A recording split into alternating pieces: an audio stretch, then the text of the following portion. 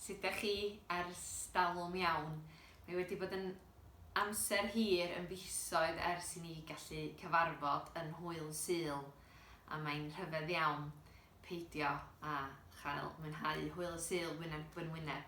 Ond gobeithio y flwyddyn nesaf y bydden ni'n cael cyfarfod eto yn Hwyl Sul. Ond mae yna amser gyffroes yn blaena ni, mae hi bron yn Ddolig. A da ni wedi rhoi yn coeden i fyny yn tu ni, a dwi'n siŵr bod chi wedi gwneud rhyw fath mwyn codi calon ar amser rhyfedd. Ond da ni wedi bod yn dod â Hwyl Sul i'ch cartrefi chi drwy'r fideos yma, a dyma ni'r drydydd wythnos lle y byddwn ni'n sôn am yr angel a ddaeth y newyddion da i'r bugeiliad ar ôl genedigaeth Iesu. Dwi'n siŵr erbyn hyn bod chi wedi sylwi ar anifeiliaid tu ôl i mi fan hyn yn gwmni fi.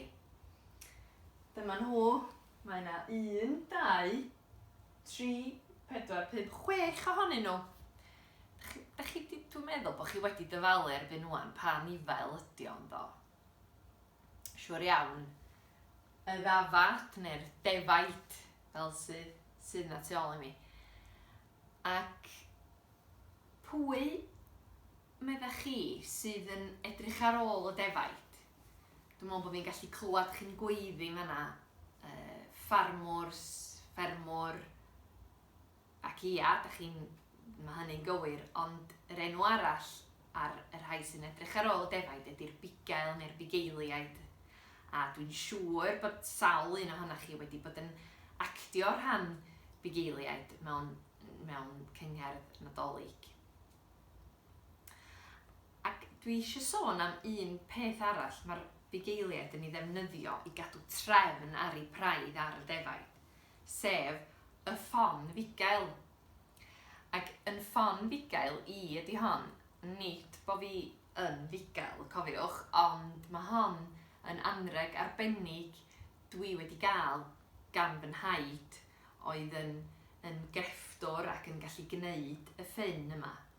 A dwi wedi cael hon ganddo fo lle, a mae wedi rhoi llun ond ci defaid oedd gynnon ni ar y ffarm yn fanna, a wedyn ar yr ochr yna mae wedi rhoi yn enw fi arni hi.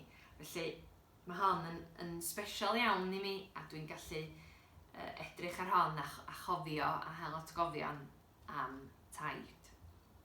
Felly dyma mae'r bugeiliad yn ei ddefnyddio i gadw trefn ar ei praidd, a hefyd os oes yna ddafad neu oen mewn trybini neu trafferth neu wedi brifo, yna mae hwn yn afr iddyn nhw fod yn helpu y defaid. Wel, dwi am ddarllen stori chi rwan am, da chi wedi cael y rhan gyntaf o'r stori gan Aunty Eirian wsos dwytha. Ac be dwi'n mynd i ddarllen i chi ydy yr hanes lle dath yr angel at y bugeiliad i ddeud y newyddion arbennig yma. Dyma ni. Ar y bryniau ym Methlehem, roedd y defaid yn ddiogel yn y gorlan, yn ddiogel y tu mewn i wal gerrig uchel efo draen pigog ar ei phen i gadw'r anifeiliaid gwyllt allan. Drwy'r nos gwyliau'r bugeiliaid rhag ofn i'r defaid fod mewn peryg. Roedd pobman yn dywyll, pobman yn dawel. Yn ansydyn, roedd yr awyr yn llawn o ryw olau rhyfedd. Golau rhy ddisglair i neb allu edrych arno. Angel oedd yno'n sefyll ac yn siarad efo'r bugeiliaid mewn llais uchel, clir. Newydd da sydd gen i chi, y newydd gorau erioed, i chi ac i'r byd i gyd. Heddiw, y Methlem, mae eich brenin wedi cael ei eni, y brenin y mae Duw wedi addo i chi. Ewch i weld drosoch eich hun, mae o'n gorwedd mewn preseb. Yn sydyn roedd yr awyr yn llawn o leisiau angylion. Gogoniant i Dduw yn y nefoedd a heddwch ar y ddaear. Yna, aeth pobman yn dywyll, pobman yn dawel. Edrychodd y bugeiliaid ar ei gilydd. Rhaid i nhw wneud fel mae'r angel yn dweud. Fe fydd y defaid yn ddiogel yma, ac i ffwrdd â nhw ar frys i Bethlehem. Roedd y brenin newydd yno, yn union fel roedd yr angel wedi ddweud. Ond dim mewn palas, ddim mewn tŷ, dim mewn gwesty cramd, ond lle roedd yr anifeiliaid yn cysgu y daethon nhw o hyd iddo, yn gorwedd mewn preseb. Dywedodd y bugeiliaid wrth Mair a Joseph y cyfan oedd wedi digwydd iddynt. Yn sydyn, roedd yr awyr yn llawn o olau disglair ac angel yn siarad hefo ni. Heddiw y Bethlehem, meddai'r angel, mae eich brenin wedi cael ei eni. Y brenin mae Duw wedi addo i chi. Ewch i weld y brenin newydd. Gwrandawai Mair arnyn nhw. Dyma noson i'w chofio. Fyddai hi byth yn anghofio hyn. Cerddodd y bugeiliaid yn ôl drwy'r strydoedd tywyll, roedd hi bron yn fore. Rhaid iddyn nhw frysio nôl i ofalu am y defaid. A chlywodd pobl Bethlehem nhw'n mynd heibio, clywed lleisiau dwfn y bugeiliaid yn canu i ganmol Duw, canu'r carolau nadolig cyntaf erioed. A dyma ni, felly os ydych chi am fynd yn ôl i ail ddarllen y stori hyfryd yna mae ar gael yn Beibl bach i blant. Wel, dwi'n siŵr bod chi, fel finna, wedi bod â newyddion da ryw dro.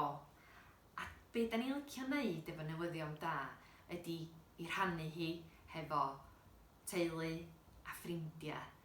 A does yna byd gwell na gallu rhannu y newyddion da yna hefo pobl da ni yn agos atyn nhw, fel bod nhw hefyd yn gallu mwynhau'r newyddion da da ni'n ei rannu hefo nhw. Da.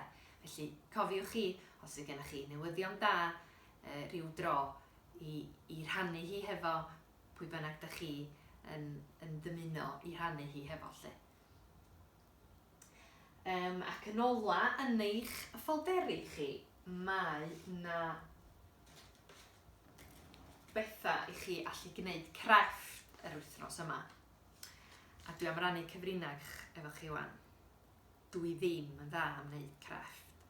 Felly, chwarae teg i Aunty Eirian. Mae Aunty Eirian sydd wedi gwneud yr angel yma. Fedra i ddim cymryd y clod am wneud hwn. Felly, be mae Aunty Eirian yn eich pecyn, mi fyddwch chi'n cael plat papur. Byddwch chi'n cael un o'r rhain, ac hwn. Wedyn, be mae Aunty Eirian wedi wneud ydy torri y triongl fel hyn allan a'i ludo fo yn y gwaelod yn fan hyn i wneud corff yr angel. Ac wedyn wedi gludo hwn wedyn fel gwallt i'r angel, ac mi oedd gen Aunty Eirian bapur pinc. Mae hi wedi ar gyfer gwneud breichiau'r angel ar gwyneb, ond allwch chi ddefnyddio pina felt neu crayons neu beth bynnag lle i wneud hynny. A dwi'n siŵr adag yma'r flwyddyn bod gennych chi ddigon o glitter yn y tŷ mwyn i ludo o amgylch yr angel mwyn iddo fo ddisgleirio fel naeth yr angylion pan oedden nhw'n mynd ar neges da i'r bugeiliaid. Felly, ewch ati i greu'ch angylion a mi fyddwn ni'n edrych ymlaen i gael ei gweld nhw i gyd. A mwynhewch, dwi'n siŵr nhw'ch chi mwynhau gwneud heina. A diolch i chi am ymuno efo ni wythnos yma, a dwi yn gobeithio gawn ni weld ein gilydd yn fuan.